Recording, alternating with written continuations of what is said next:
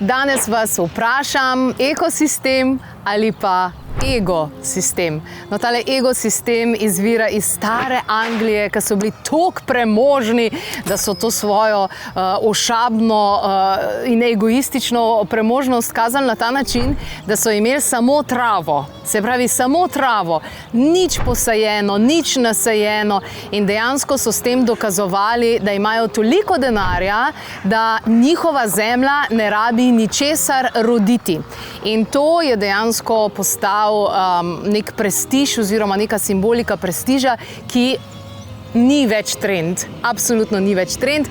Danes je trend vsekakor ekosistem, biodiverziteta. Z ekosistemom ne samo, da naredite eno tako ravnovesje, da tudi po feng shuju pobožate dušo, naredite bolj prijetno okolje, ampak dejansko koristite tudi žuželkam. In evo, danes v rubriki Rodovne posesti Slovenije se nahajam v drevesnici Rajski vrt.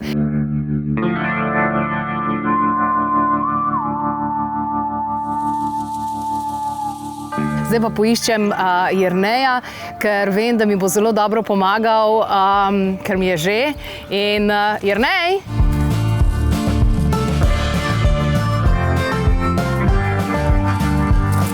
Dober dan, ste že nazaj? Vse raste, tako kot je treba, zdravo. Ja, raste. Vse sem naredila, kakor si rekel. Se pravi, gnojilo, zemljo, vse se je fajn prijelo, ali kako vi rečete. Super, ja, tako ja. Če ste delali po navodilih, mora... Čist po tvojih navodilih. Zdaj sem pa prišla po še. Dobro, okej. Dejva mogoče začeti s takimi zadevami, kaj mi lahko pokažeš, da so drevesnice, ki so, se pravi, zimzelene, da ne bojo listi padali, da jih lahko dam na mejo, pa da ni preveč dela z njimi. Zdaj, pri tem se hitro ustavi, ker ni veliko takih rastlin, da bi bile zimzelene, recimo sploh listavci, Mogoče kakšne fotinje bi bile, Zdaj to je bolj kot bonsaj mišljena, kot neka krogelca, več debelna, potem so tudi take, ki so na višjem deblu, kot drevo. Tukaj imamo pol zdaj tele zimzelene fotinje, kot drevesa, Tako velika to dejansko? Do 6 metrov zraste fotinja lahko, Potem možnosti so tudi kakšni lovorikovci, to lahko tudi pogledava, pa bodike, oziroma to tudi bomo šla pogledati, so tudi na deblu lahko. Pa kakšni borovci, recimo. Zdaj, moraš me voditi zaradi tega, ker dejansko vi imate na taki površini toliko različnih vrst in vsega, da zadnjič sem sama hodila, pa sem se malo zgubila, tako da gremo. Tak lep labirint imamo, da namenoma imamo tako narejen, da stranka, če hoče kaj videti, mora vse pogledati, da se zaljubi v vse rastline, ki so na poti.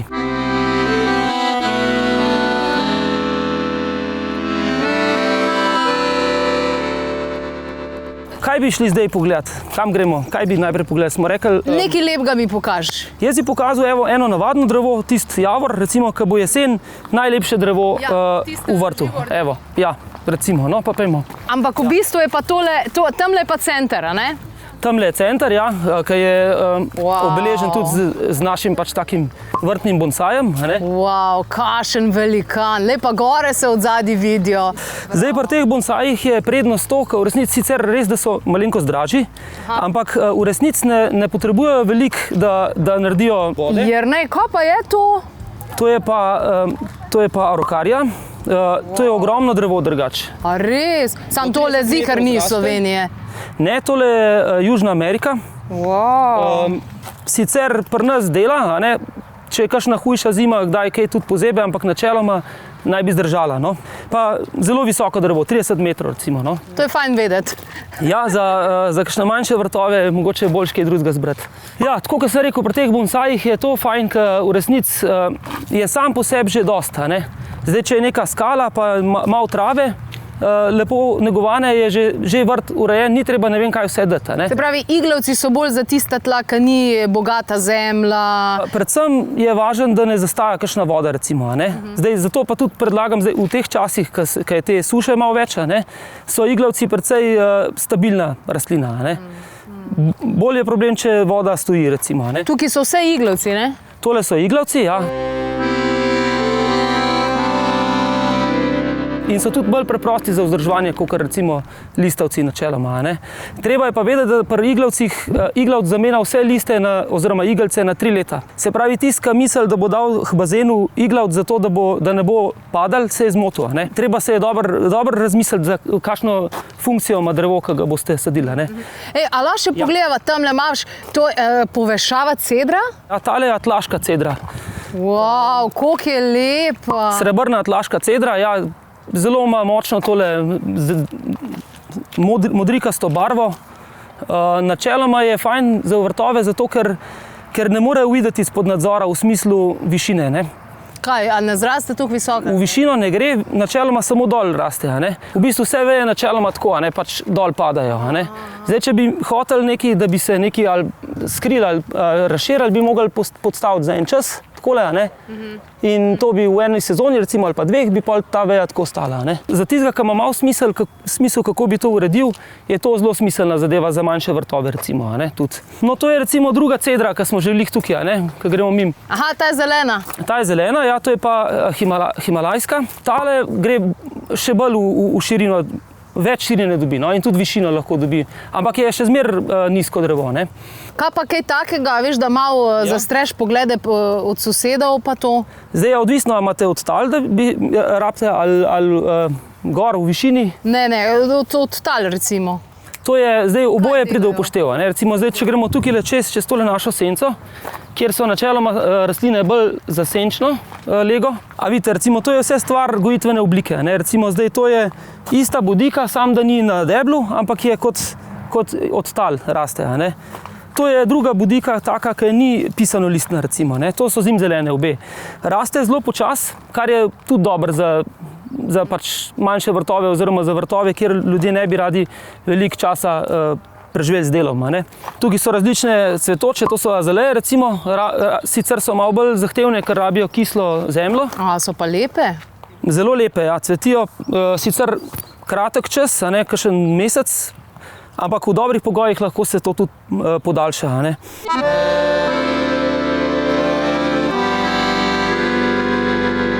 Pridejo včasih ljudje, ki vidijo jesensko barvo od Acera frimania, to je en javor, ki ga bom tudi pokazal, ki je zelo lepo, tako precej običajno drevo, običajen javor, malenkost bolj narezan lističma, kar je samo po sebi meni že lepša. Ampak jesenska barva je tista, ki je fenomenalna, ki je tako živo rdeča, da se ljudje ustavljajo, ki hodijo tam po tej ulici, pridejo pogledati pa vprašati, kaj je to za eno drevo, ki bi radi imeli. Wow. Je pa čez drug cajt sezone pa ni tako atraktivno. Se pravi, ljudje pridejo sem in kakšne slikce prinesejo ali karkoli in potem vi... Eni imajo tako idejo, a drugi pa pač ne vejo, kaj bi, pa pol gremo en krog, pa da vidimo, kako si oni predstavljajo. Recimo, doskrat je ta problem tudi. Imamo neko drevo, kot je recimo tale, je cepljeno na deblu, in ljudje pol vzamejo rajš tega kot na višjem deblu, zato ker mislijo, da bo pač, ker je manjši, da je cenejši in da bo zrastel. Ampak ni tako, recimo. Deblo ne raste več, raste samo krošnja. In take stvari je tudi treba dobro pač vedeti in upoštevati v tem. To je super. Meni je bilo všeč zaradi tega, ker dejansko si mi povedal, aha, to tam, aha, lapor, tak in te zadeve. In res je vse dobro prijel se, zato sem pa prišla še nazaj. Super, tak da, evo. Ja, tudi slike pomagajo, zato ker si v vrtu lažje predstavlja človeka. Sej, konec koncev, pa kdo pa je tako malo prebral, pa prav, aha, to drevo pa 25 kvadratnih metrov zavzame, in jaz bom to drevo posadil, zdaj pa tako drevo. Ja, samo to drevo bo 25 kvadratnih metrov čez 70-80 let dosegel. Se pravi, spet to sem govoril prej o tej sukcesiji vrta, recimo.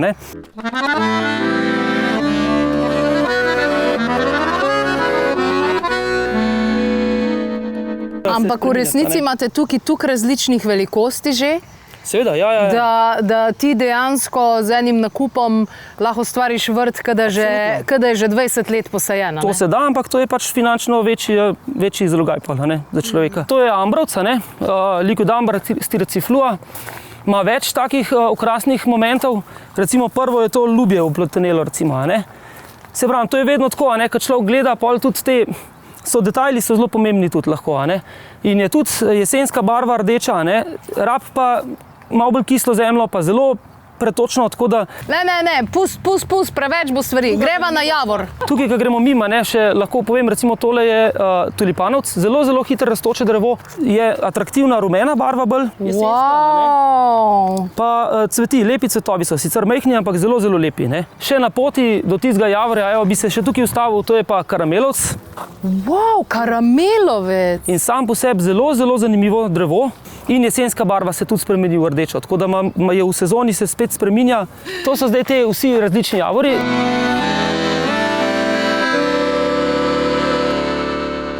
Ok, ja, no to je ta javor, ki sem ga omenil, to je en medvrstni križanc dveh javorjev, Acer freemani, sorta Autumn Blaze, naredi jesensko živo rdečo barvo. In tudi sicer ima lep list, tak precej velik, malenkost manjši, ampak je malo bolj nazobčan in že zato je malo bolj poseben. Hkrati je pa to tako preprosto drevo, ne. Ki ima pa jesenska je pa ta prava barva, ki naredi wow efekt, a ne. Velika izbira in tudi visoka drevesa. Recimo, kupiš visoko drevo, posadiš ga, pa nekaj začne iti narobe, suši se in tako naprej. To pa kar malo srce zaboli, ne? Absolutno, ja. Zdaj, mi priporočamo, da res ste na vezi, da na liniji pokličite čim prej, ko se zgodi, slikite. Največkrat je problem voda zdaj, ali ni zalit, pa to se sploh pri javorih recimo hitro pokaže, recimo, ne. Medtem, kakšne druge vrste, kot so iglavci, to slabše pokažejo, ne. Kasneje, ko pri iglavcu opaziš, je že res alarmantno, da je bilo nekaj z vodo narobe, recimo, ne. Se pravi, ni vaš namen samo, da prodate, ampak ste zraven v procesu. Meni je v interesu, da je stranka zadovoljna. Se pravi, stranka je pa zadovoljna, kot stvar raste. In ko se vozim z otroki okoli, zmeraj rečem, to sem pa jaz sadil, pa tisto sem jaz sadil in mi je dober občutek, da vidim, da to dela, ne. In tudi, ko jaz stranki razložim, povem, namenoma zato si vzamem čas, da povem, kakšno jamo, kakšni koli. Tudi vedno vprašam, kakšna tla imajo, zato ker, se pravim, javorja ne bom v močverje dovolil saditi. In ko bojo rekla, gospa, da bi imela to, bom rekel, ne, tega vam ne morem dati. To mi je všeč, da dejansko izobražujete na nek način. Absolutno je to namen. Ker tudi moj namen je, da vi sami skrbite čim prej, da ste čim bolj samostojni pri skrbi vašega vrta, ne. Je pa verjetno dejstvo, da prvo leto, drugo leto je pristop drugačen, kakor kasneje. Sigurno je več skrbi, več zalivanja, treba preverjati. Zdaj jaz tudi pri zalivanju vedno povem tako, da manjkrat treba zalivati, pa takrat temeljito, a ne. Ker s tem mi v bistvu pridemo v globino? V globino, ja, in tudi korenine se pa razvijajo globje, ne. Če pa ves čas samo polivamo, se korenine na površju razvijajo, od spodaj ni, in ko ne zalivamo več, taka rastlina ne propade, ker enostavno se zgornji del prej suši kot spodnji, ne. Zato... Jaz sem zadnjič tukaj slišala, da v bistvu prvo, drugo leto nam je najbolj pomemben ta koreninski sistem. Niti ne to, kar je nad zemljo, ampak kar se v bistvu dogaja pod zemljo. Ponavadi je prvo leto sploh je velik poudarek na tem, da se bolj korenine razvijajo, ja. A mi lahko pokažeš kakšno drevesnico, kakšno vrsto, ki pa najhitreje možno raste? Pa na ta pravem naslovu ste. Evo. Okay.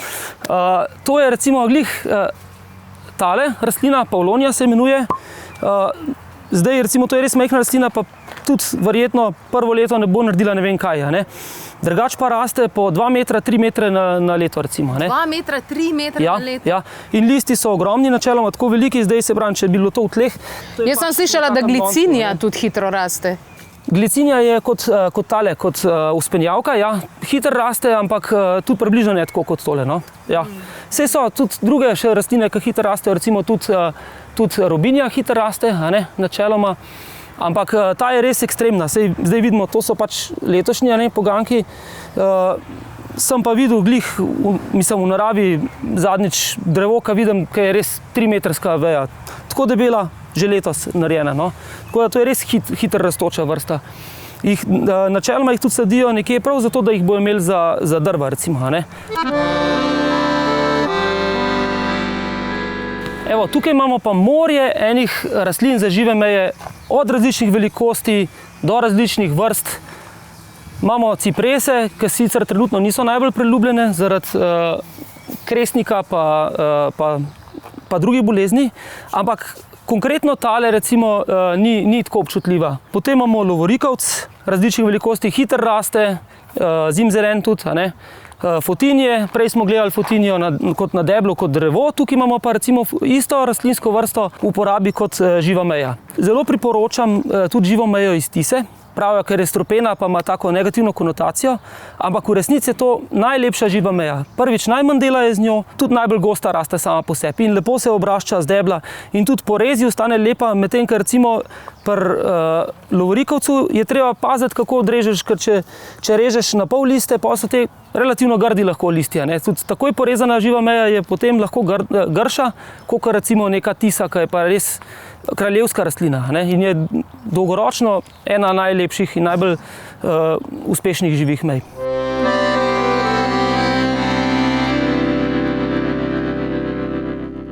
Meni so tudi dreni predvsem všeč, teli dren cvetličnik pa kitajski. Zdaj najbolj popularen od vseh je sorta Venus, ki ga imamo tamle, ker ima tudi največje cvetove. Sicer je ta bolj na kratko porezan, ampak v resnici se pa nekako vidi pomiselno habitus približno isti kot uni, sam cvet je pa mnogo večji. Tako da to bi predlagal za vsak vrt, bi lahko imel na sončni legi en dren.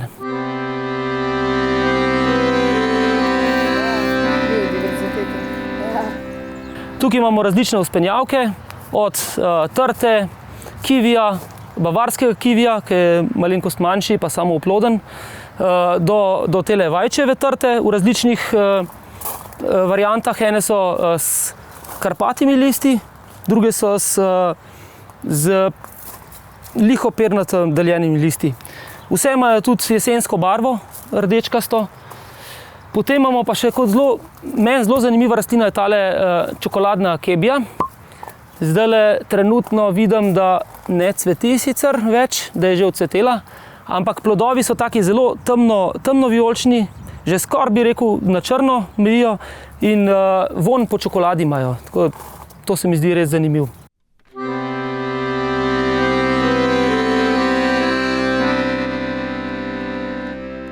V rajskem vrtu je pa tole del, ki mu pravimo javorjev raj.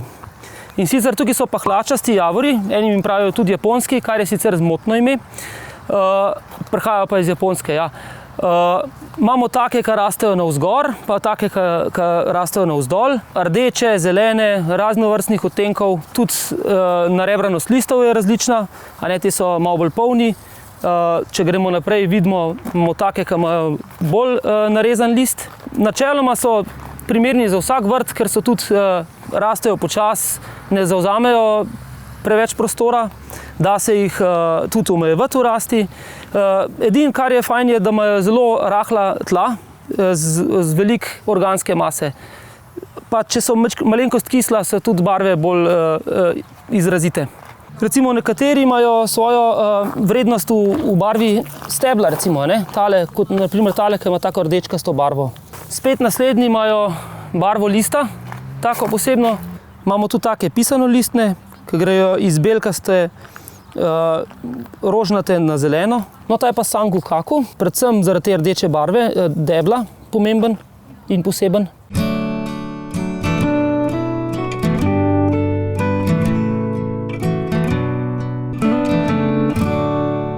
Za konec bi pa pokazal še tole drevo, simbol slovenstva in ženstvenosti.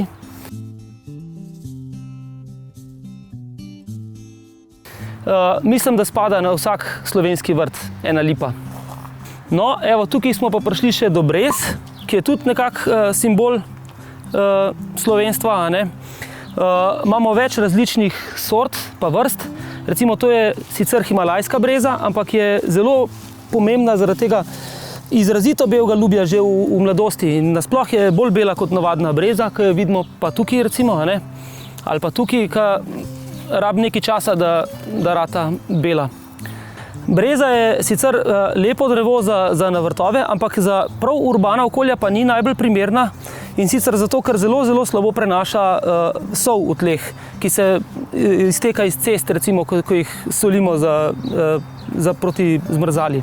Obstaja pa tudi povešava varianta, kakršno ste pa vi, Jasmina, zadnjič odpeljali na svoj vrt.